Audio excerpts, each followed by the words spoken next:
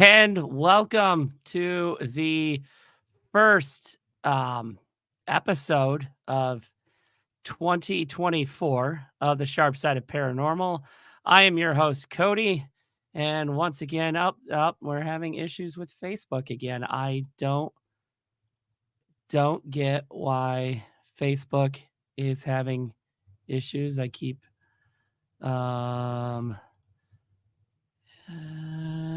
having issues, and I don't know why. Oh well, gotta love technology. Hope you guys all had a good 2023. The end of 2023, I ended up having an impromptu investigation with somebody or a group that I interviewed when I was with the magazine, and now Facebook is working. Yay! I got to investigate with the Wisconsin Apparition Tracking Society, or otherwise known as TWATS. They were actually at the Monroe House, and right across the street at the old Blackford County Jail was Old World Paranormal and their team with Bree, and we ended up doing a split Estes session. And if you guys have not seen that, there are 3 parts to it. Excuse me. We did 3 parts. I was with Christina, Kim, and Denise at the Monroe House, and Bree was across the street at Old Blackford County Jail. And we did a TikTok live, and I was asking the questions, and we were getting very intelligent responses from both of them, which was amazing. It was just absolutely amazing. Again, you got to go check out the videos. They're on my YouTube. Yeah. So tonight we're going to be here with Shadow Side Paranormal Research Society. Now, how they came into my radar is the first time I was ever at the Monroe House with Angel and Lindsay. I was doing a TikTok live, and this man who I'm going to bring in, Ken, who is a psychic, actually came into my live and started saying stuff. He started saying names in that TikTok live, and then Angel would actually say them during the Estes session, and Angel could not see what Ken was saying. So that was phenomenal of an experience. So we're having some technical difficulties. There should be 2 of them, but right now I'm going to introduce you to Ken. I'm going to bring Ken on, and here we go. Ken. Why, hello. How are you this evening? I am doing pretty well. I'm trying to take and patch in some headphones here at the moment. There we go. I see. If you need me to stall, hear you a little better, and hopefully you guys can hear me clearly. I can hear you just fine. I apologize for my voice. I'm just getting over a really nasty cold, but and I kind of lost my voice, but that happens, unfortunately.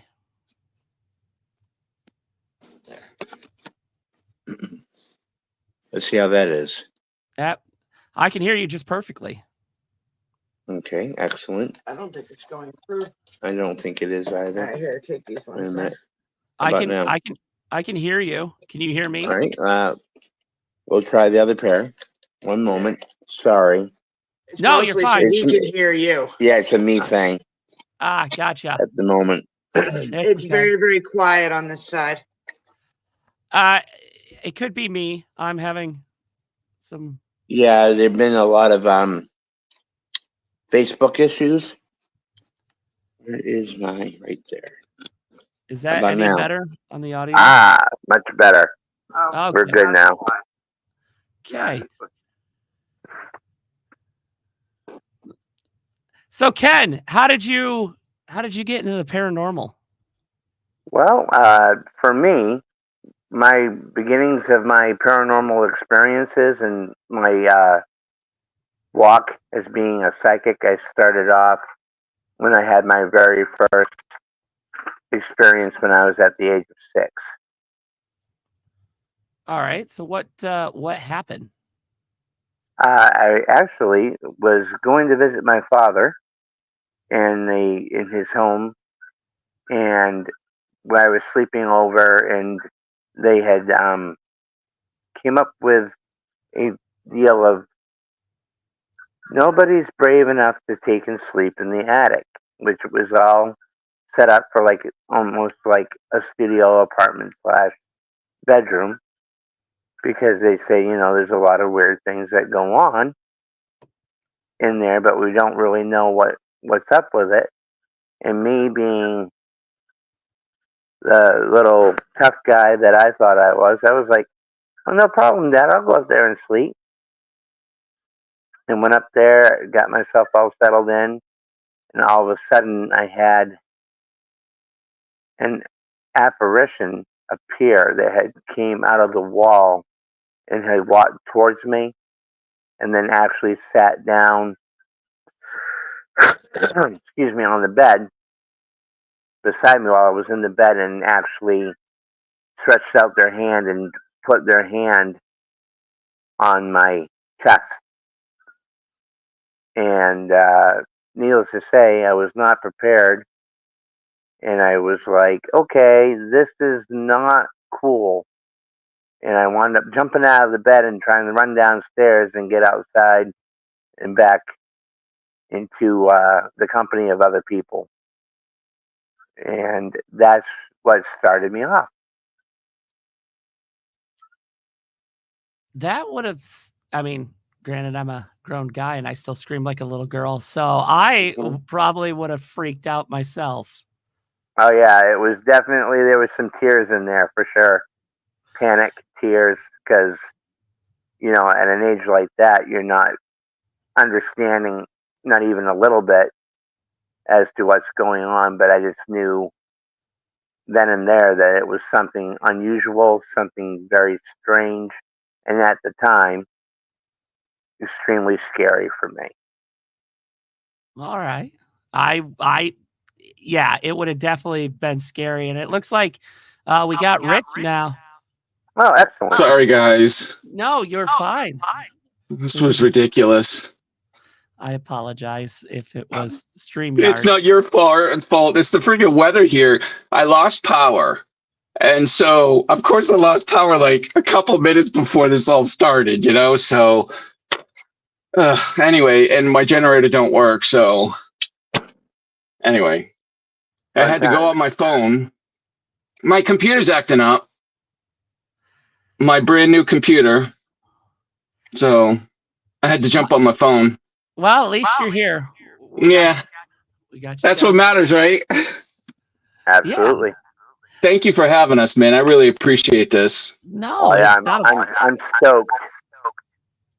It's not a problem.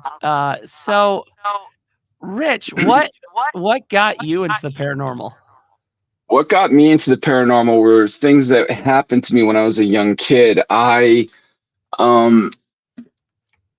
saw some pretty weird things, and I had some things like trying to come after me. I always tell this story because it was the most terrifying story that's happened to me. Was when I was a child. I remember my father trying to break into my bedroom because the bureau slid in front of the door and locked me in the bedroom, and I was screaming at the top of my lungs, and I just hear my father trying to pound through that door. Needless to say, my father was a little hurt after he got through, but he managed to get through.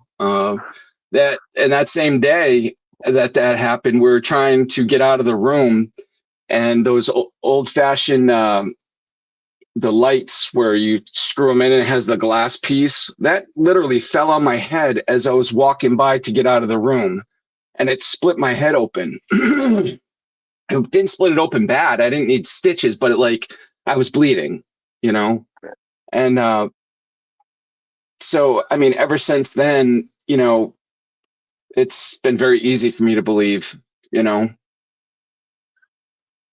So how did you and Ken meet?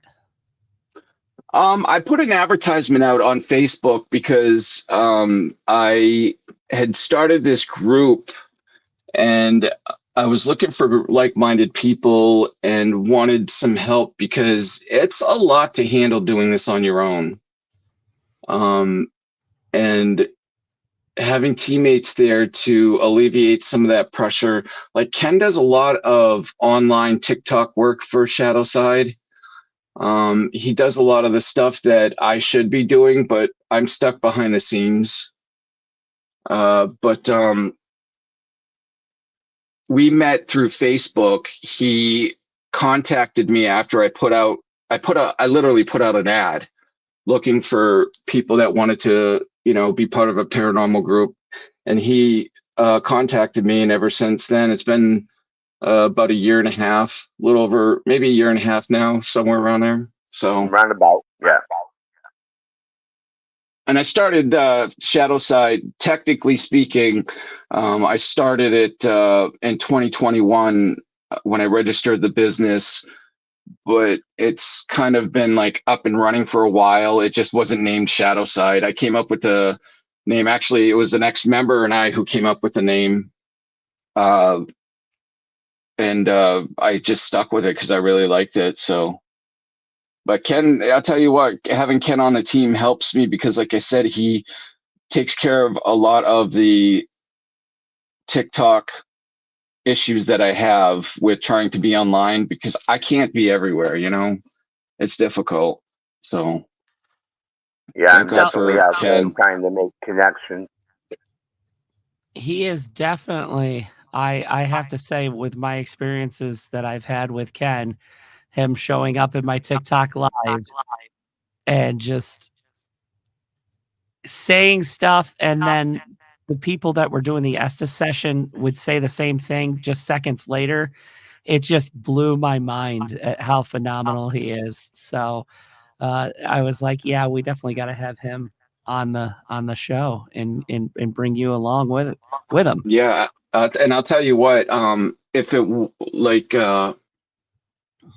and don't get me wrong, in the year and a half, it goes with any relationship. There's ups and downs in the relationship. Ken and I have and since day one, Ken and I have literally always been like straight honest with each other, no issues.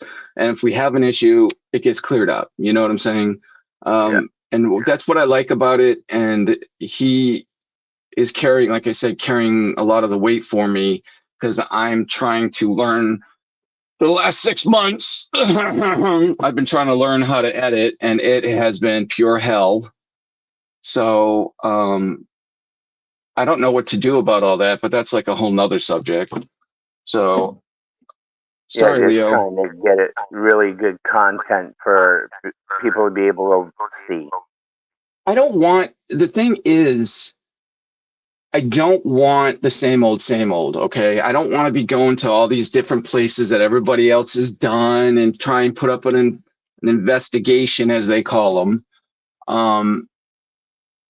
I'm slowly learning a lot of things it's been 2 years nonstop just watching YouTube, research. I watch other groups. I watch them. I don't care if people talk about them saying they're bad. I watch them because I want to know what they're doing is wrong. Make sure we don't pick up bad habits. So But on the other hand, we see the people that are out there that are actually doing a really good job presenting themselves in the paranormal community. So that's, other side of the sword. exactly. Well, that's a big thing too. Is excuse me. Is knowing that there's still good people out there who don't. How do I say this? Who aren't doing it for views. Okay. I opened up Shadowside Paranormal. My biggest thing was to help people who needed help, like I needed help when I was younger. So, and my parents couldn't afford to pay anybody. I don't believe in charging. I think it's morally. I think it's immoral. I always go by this right here. If I get a phone call from a pregnant woman who barely can afford the time of day and she's having all these problems, paranormal problems, what am I going to say? Go get the money, bitch? Excuse my language. No, I'm not going to do that. I'm going to be like, let's get on this and let's help you. I'm not in it for the goddamn money. I'm in it to learn and get as much knowledge as I can. That's why I said that's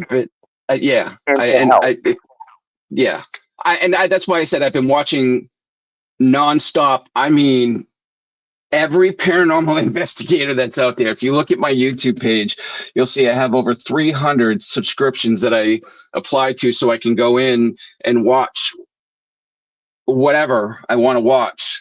So there's a group that Joe from Entity 7 Paranormal, he is probably one of the most straight up dudes I have met in a very long time. And he's a little, how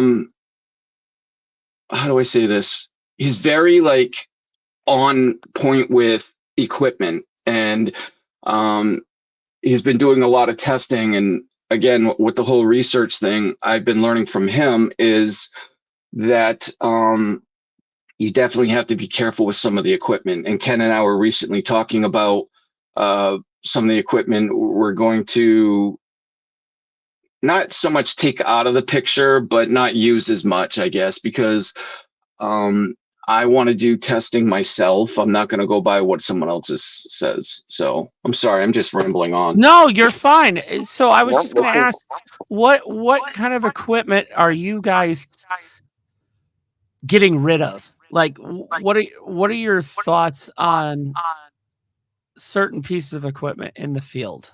Okay, so I did a little bit of research. Okay, again, that's what it all comes down to with me, is what scientifically, I guess, right now, like if you look at the DR60, that's the coveted machine, which it brought to light something to me is why in the world do you want a DR60 that records on the lowest quality? So it literally, if you make a movement or something, it can be picked up and misinterpreted as like a hello or whatever the case may be. So like even if you move just a tiny bit, it will maybe make up it'll sound like a word or something like that. Like if I move my arm and scrape, it's gonna get picked up by that, and it's not on the best audio recording, which I don't understand that. They got it on the lowest quality recording, and to me it just doesn't make sense. I want to have the best audio recordings that you can get out there, and after reading about all this stuff, I don't see myself spending $5,000 or $4,000 on a DR60. I really don't. I have the step up from that, which is the QR80, and I use that, and I don't know. Ever since I've learned about the issues that they're having with it and how it picks everything up, it does pick everything up because, like I said, it picks up a sound and it could interpret it as a hello for all I know, So that's one of the things I am not going to be using for sure. I'm going to be using microphones like I have this one.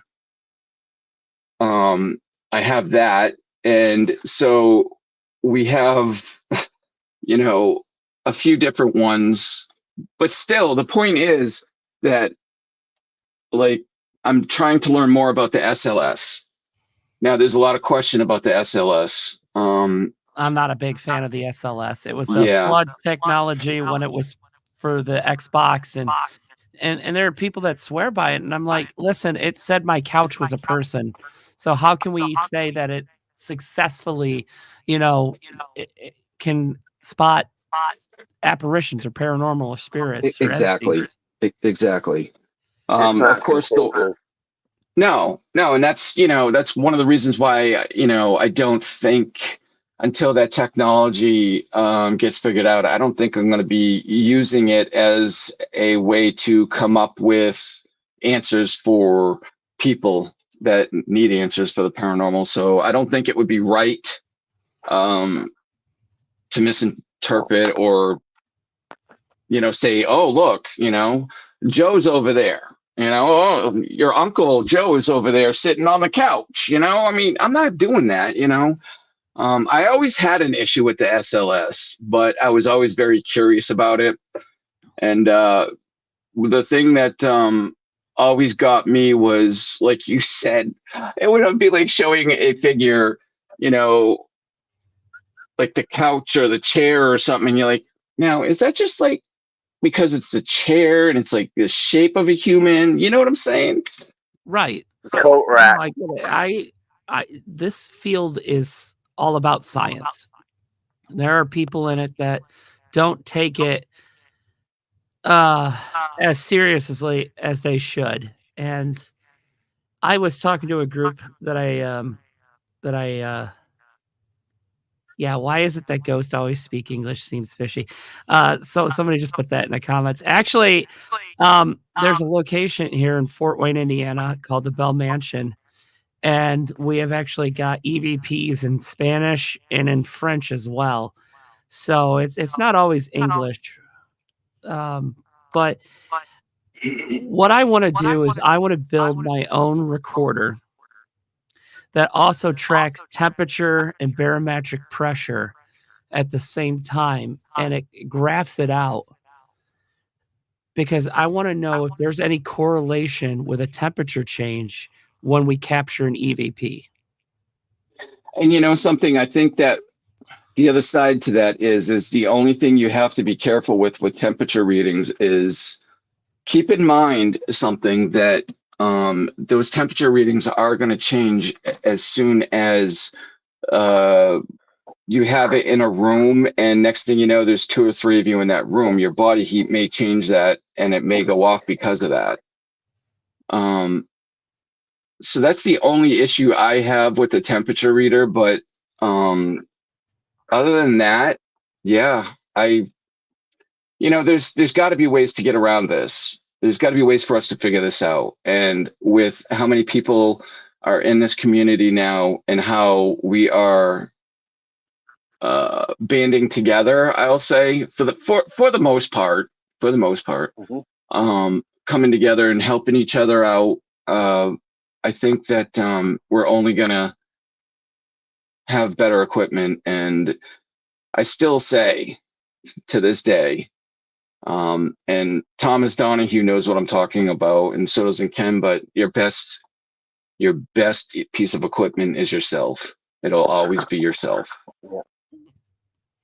Well, Ken is like one of the best pieces of equipment out there himself. But no, so I've said that you don't need all this fancy equipment to go paranormal investigating. A lot of it is flashy, and that's why people have it. But I am switching from having some of that flashy stuff, because I do have music boxes and other stuff that I do use, and it has its purposes. Yep, I agree. But I want more scientific evidence. And someone on my Twitch comments put, couldn't the new AI wireless internet mapping help see the paranormal? Theoretically, yes. Yeah. I mean, yeah, I theoretically, yes. Yeah. Right. Well, we had a bit of that with Zach Bagan's group, where they actually were doing the mapping on the inside of the. Oh, that's right. That's right. And they mapped that, didn't it? Was it them that mapped a chair that was in the room? That was, and it actually wasn't in the room. Yeah, that was really messed up. Yeah.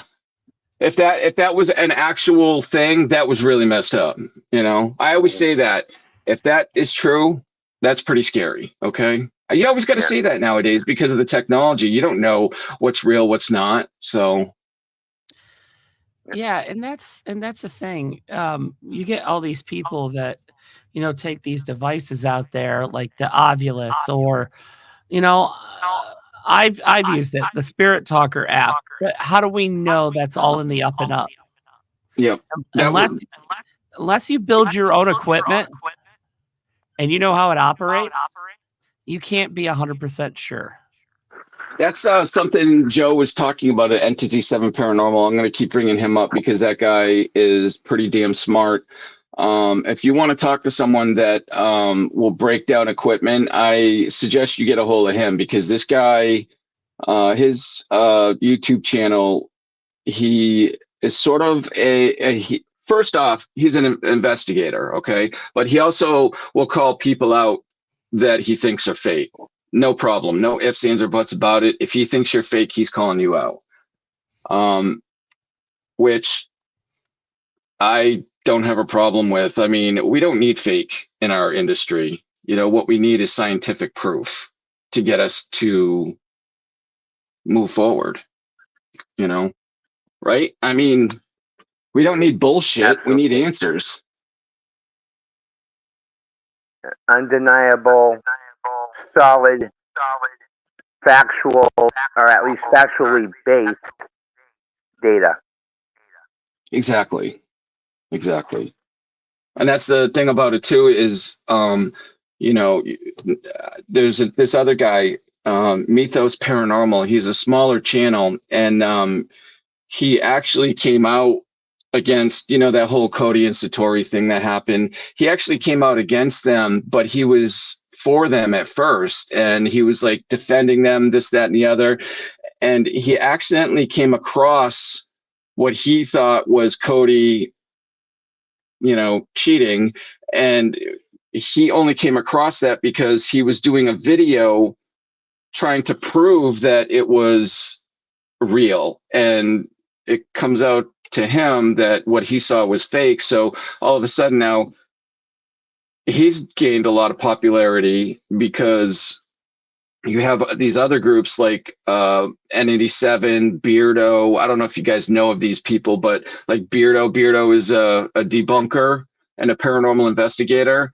And he's a nice guy. I'll give him that. He's a bit hard. Him and Side Eye Guy can be a bit hard on people. The only thing I don't like is, making fun of people. I'm not into that. Look, you can disagree with them, but there's no need to take shots, personal shots. Oh, wait, I can see chat. Hi, Leah. Oh, no, that's not chat. Okay. Hi, Leah. Hello. Anyway. So, I'm sorry. I got off track. When then, in our own right, we're actually trying to come up with our own equipment that we use out in the field. Like I have our prototype here of our own EVP slash what's my word, Richard? I just lost it. Music box. Our detector. Yeah, music box, exactly.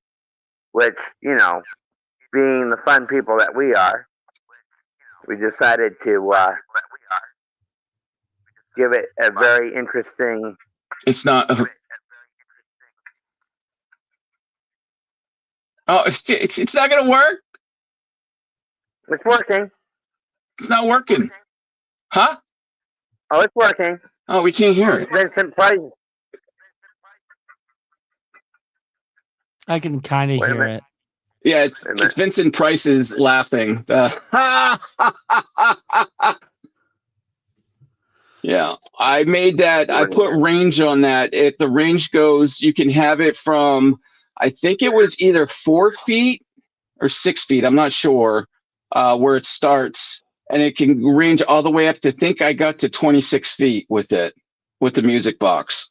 So I'm not 100% sure. We haven't done much testing with it because I started it last year and then my computer died. So yeah, that was a whole put thing. it on the back burner, but it was quite impressive. I this year I bought a 3D printer. So I'm going to start building my own equipment and start testing equipment and trying to Smart. find stuff that works with what I want to do as far as scientific evidence goes. Well, if you ever need us to test anything, you let us know. We'll help you out. You know what I'm saying? Unfortunately, no matter what evidence you produce, someone will always say it's false. Yep. Can't make everyone happy. No, that's true, Tom. That's very true. That's very true. That's Thomas. He's my he was part of Shadow Side last year. Yeah, last year, right? I don't know. I lost track. Yeah. Anyway. He's actually going to be on the show here in a couple of weeks. Yeah, he's a hot shit. That guy, I went to a Paracon event, and I'm telling you right now, if it wasn't for him, you're going to have to excuse me. My cat's rolling up. Miss Penny is going to say hello. Oh, no. Okay. He helped me a lot at the Paracon. I wanted to talk to certain people. I needed to talk to Exploring with Josh because he's been down to the Hockomock Swamp a lot. And I wanted to pick his brain. No. It was Josh. It was at the Paracon. Exploring with Josh was at the Paracon. Never mind. Yeah. Gotcha. But because I wanted to pick his brain about the Hockomock Swamp and ask him a few questions. So, hello. I'm finally seeing chat. So I got up there and I asked him a few questions, but if it wasn't for Thomas, he's like, hey, Rich, Josh is over there, and he's pointing me into the directions. He's like, so-and-so's over there. And I'm just like, geez, that's awesome. He's a hot shit. The guy freaking helped me out a lot. So I appreciate it, Thomas. Thank you. So what is the goal for 2024? We're 6 days in. You guys are my first guest of the year.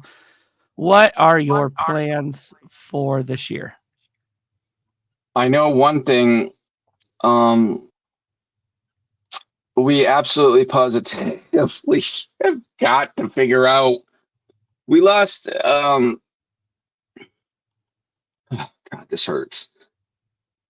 We lost 7 of our 9 investigations that we had to corrupt files. I possibly got one of them back at a very high cost. I'm still waiting to hear. But I want to have the problem figured out. I mean, I ended up spending a ton of money on SD cards that were better than the ones that I had. And I kind of found out from, ironically enough, which I'm not gonna badmouth them, but I'm not a huge fan of their content. But Exploring with Angelo told me that not to use micro SD cards, because micro SD cards will corrupt quicker and easier than the regular SD cards. And I really wish I would have known that, because I just spent like about 4 weeks before he told me that, I spent like $1,800 on SD cards. So anyway, yeah, that's one of the things I really want to do, is get our content out there, because we're suffering bad. So that's why I've been telling Ken, you do what you got to do with TikTok, keep us relevant. And I'm not trying to sound like an ass by saying that, but I mean, it's the truth, because I haven't been able to. And thank God for Ken, Ken, what do you want to see? What I can. I would definitely like to see more investigation and field work, because we've lost a lot of time because of health issues, weather, things of that nature. COVID just took us out. We were supposed to go on to an investigation and on the 22nd, and COVID stopped that. Yay. Sorry, Ken. Go ahead. Yeah, no, that it's okay. And the other thing along that is that, God willing, if we can get the funds, that we would like to do one upper scale investigation site, whether it's Fort Knox in Maine, or maybe something a little bit further out, maybe somewhere out in New York, or something that we can afford and be able to go out and do a honest,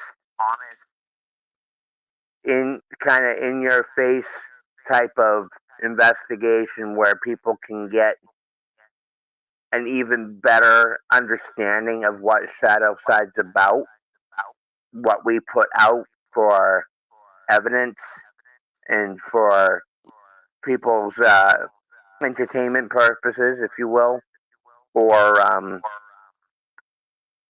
trying to think of the best way to put this, or just from the standpoint of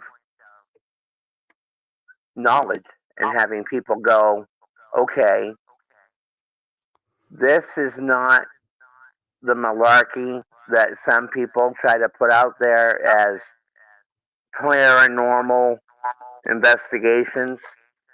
I mean, like you said earlier, before Richard was able to come in, I made you a true believer of what I'm able to do. Because until that point, Cody, we had never known each other. That's true. And then all of a sudden you just come into my live and just start helping us during an investigation, and it was just absolutely amazing. Like when I told you about the blue doll on the shelf.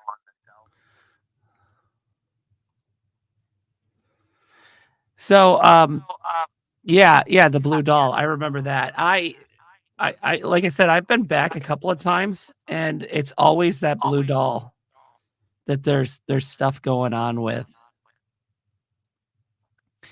So Leah has got a question for you guys. What is your guys' go-to snacks and drinks? And do you guys ever sleep at investigational sites? My go-to snack is usually whatever Molly brings. I shout out for Molly. That's great. Yeah, Richard is like, oh my God. And Molly will pull out the magical box of Sour Patch Kids. They're like, here you go, Richard. Here's your pick-me-up. Yeah, I'm a diabetic too. I do have to be careful, but I always need to be shoveling something. After a few hours, I have to be shoveling something in my mouth, because otherwise I get weak. And I have noticed on investigations too that my blood sugar gets messed with, and I'm not sure if that's a paranormal thing. I'm not going to say it's a paranormal thing till I have proof, but it's happened to me probably 4 or 5 times now. So what I'm gonna start doing is I'm gonna start bringing my blood meter with me. Probably Maybe I can start registering some information with that. Like a before and after or during would be Yes, pretty exactly. interesting. Exactly. I know for me, as well as Molly, which is also one of our field investigators, and as well as doing field research, she is really, really great. And I'm not saying that because she's my wife, but she has definitely got the shots and what it takes to be able to help us compile information, which I will also go on the record that I pride myself, and Richard can tell you, I never get any information prior to where we're going. No, we hold it back from him. It's the rule. Yeah. So that I can go in cold. Mike has a question. What is your guys' favorite piece of equipment? Quite honestly, there's God, this is gonna sound corny. My ears and well, if as far as the equipment goes, I would say an EVP recorder, an actual good EVP recorder, a high, like you can record in high volume or HD or whatever the hell they call it. So I feel like the best tool for me is my ears and my empath ability. So I feel everything. So that's why Ken and I make a good team, because Ken brings them in, and if they need to be pushed away, that's my job. So I don't know why, I don't know how, but it's my job. And just to answer the last part of the question, we have not slept anywhere as a team yet, I think. Have we, Ken? We've been we out slept briefly at Rhode Island. Oh, that's right. What the hell am I saying? I forgot about that. Oh, Rhode Island, that was an investigation. Jeez, I'm crow. We had a 6-hour-long Estes method going. It was crazy because it was just the amount of stuff we were getting was just, I didn't want to stop it. I kept rotating people in and out. And it was a little disturbing, we'll say, because some of the words that were said were very... coarse. Yeah, very inappropriate. Inappropriate. Yeah. Very inappropriate. So, but yeah, it's as far as tools go, I personally like, using an EVP recorder, like I said, a good one, and just listening and feeling. That's the way and I know Ken, when Ken is working, you'll see him. He has like what do you call that? The EVP recorder, or even a EMF meter or whatever in his hand. You'll see him zone in and almost like, what do you want to call it? Like just tunnel vision it, and just like look It's in and see what he can see. Yeah. And it's nice because then when he tunes in, it allows me to almost like tune out, because he's doing his job. And when he's done his job, my job is to just essentially be a shield. This is what we've learned between us. An STS method for me, especially if it's intense, like the Rhode Island investigation was, it will not only be taxing to me, but it's like it takes the wind out of my sails, where I've actually got to sit back and catch myself up a little bit, because it's very draining. And you can see that in the Rhode Island investigation too. When he was under the Estes method, there was one of the times where like he came out and he was sweating like a stuffed pig, and he had to like kick back for a few minutes because you could tell he was wiped. And I've been there. Like if you have a good Estes method, you're going to get wiped out. It takes a lot out of you if you if you're doing everything proper. So and there's a lot of things that was, I'm sorry, Richard, go ahead. No, go ahead. And then the other thing that was awesome and taxing at the same time, when it came to the Rhode Island investigation, is that we were like almost automatically on an investigation from the moment we hit the property. Having oddball things happen. Well, the house was what, 400 years old? Yeah, it was built in 1650, was it? Or yeah, that's right. 1650, I think it was. Yeah, I think. Sometimes they flip my numbers around.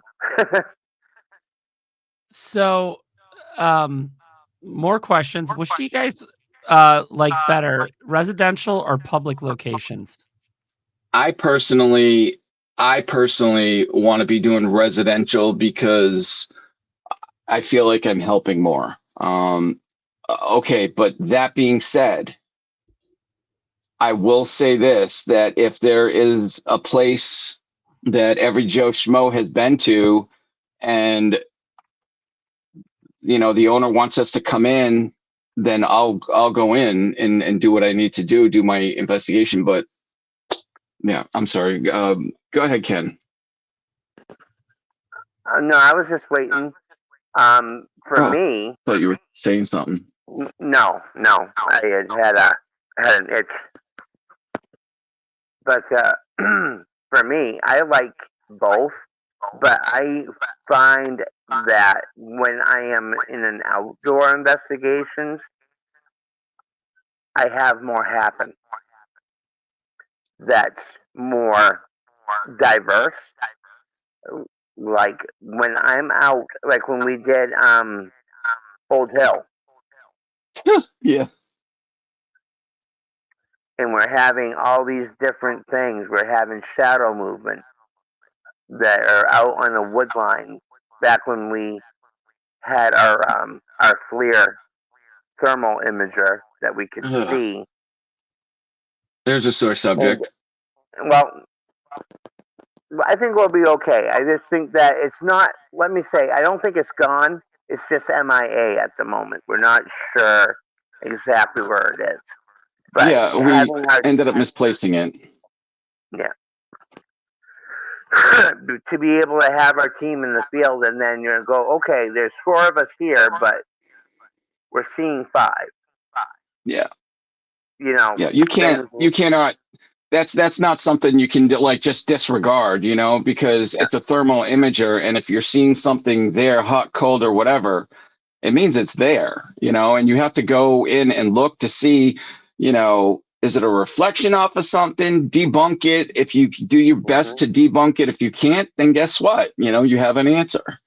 Or one of my other favorite nights, and it was a little bit of how should I say it? It was excitement. There was a wee bit of comedy in there. Definitely building relationships within the team and having camaraderie as a team when we went to the asylum. The asylum was awesome. And then we were actually trying to get in, which unbeknownst to us, we were given information that wasn't quite accurate, so that when we showed up there, we couldn't physically get into any of the buildings. So we did perimeters and walks of the areas in between the buildings, and then Richard getting bored. Yeah, the graveyard was bad to the bone. Richard getting bored and being his comedic self, he comes up to one of the main buildings of the asylum, and he knocks. He goes, knock, knock, knock, and he goes, wonder what will happen. I wonder if somebody will answer. And I shit you not, he had the voice box Spirit recorder, box. Yep. Spirit box, and it said clear as day, don't knock. Right after he had knocked. And he was like seconds after, too. Oh, shit, okay. And then we had a very nice female officer that had showed up shortly thereafter and said, guys, you're not in trouble, but we would really prefer that you guys aren't walking around out here or trying to get into any of the buildings. And I said, well, no, because, we're very strict. We run everything above board. We won't trespass. We won't do things that can cause either trouble for ourselves or a property owner or whatnot. So, exactly. And then we would ask her, we were like, so, I mean, have you ever physically been in? She says, oh, yeah, man. I'm scared as hell to go in there. I don't like going in there because of all the oddball things that have happened in there. But unfortunately, that property has been sold and is going to be torn down and turned into condominiums. So, yet another paranormal treasure that will be lost to Because of our technology governor. and time. Our governor decided to not keep it and decide to get rid of it and sell it. So that's his choice, I guess. I don't know. Well, maybe Whatever. that'll bring more business for after it's built.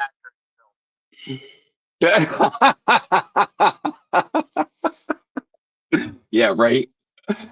Hey, Yeah, they'll be calling us up and be like, we need help here. Yeah, we know. We were just waiting for you guys to call. You know, yeah, that's what it's going to come big down role. to.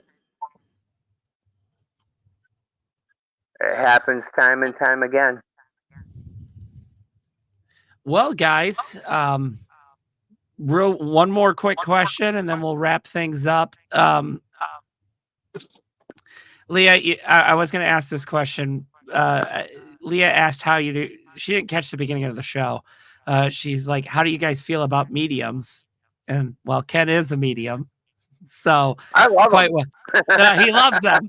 He loves them. Yeah. So Mike wanted to know what has been your guys' favorite place to investigate? I think hands down for me, it was Rhode Island. I'd have to concur. Rhode Island was a little weird because we ended up finding this Ouija board, and I'm going to get a lot of flack for saying this, but I had to make an executive decision because we were so far out that I ended up chopping up the Ouija board and burning it. But blessing it as well. But I blessed it. I'm an ordained minister, so I blessed it, this, that, and the other. I blessed every piece, holy water, holy oil. I broke it, we burnt it, and there was nothing left to it. I mean, not a thing. But what is unfortunate is the person who actually burned the Ouija board few months later ended up losing his house to a fire. So I feel completely responsible for that. I don't give a shit what anybody tells me, excuse my language. I feel responsible for that. I always will feel responsible for that because I know that's what happened. But I also know that our only choice was to bury it on the property, break it up into 7 pieces, bless each piece, break it up, and dig 7 different holes and put them in 7 different positions. But I didn't want to do that because we're on their property. I didn't want to bury it on their property. And there was also a resident of that particular location that we do strongly believe was being influenced spiritually in a negative way. Very strongly. Yeah. Yeah. I'm sorry, my dog, he must hear my wife coming in. That's my Maxie boy. It happens. Most of the time you can actually hear my kids during the show. They're upstairs. But Ken, Rich, it was a pleasure speaking with you guys, having you guys on the show. I thank you for being my first guest for 2024. I think it's going to be a good year for you guys. Yeah, I hope it's a good year for you guys. And if you guys are ever in the Indiana area, let me know and we'll go investigate together. Heck Absolutely. Yeah, man. I'm about that. I'll tell you that much. It's always fun to investigate with new people. So thank you everybody for tuning in. Real quick, guys, where can they find you? Well, we're on TikTok, Shadowside PRS. We had to change. That's a whole nother thing. We had to change our TikTok, but it's Shadowside PRS right now. And YouTube is just Shadowside Paranormal. So. All right, go give them a follow and look for exciting things this year. All right, thanks, guys. Absolutely. Bye, guys. Thanks.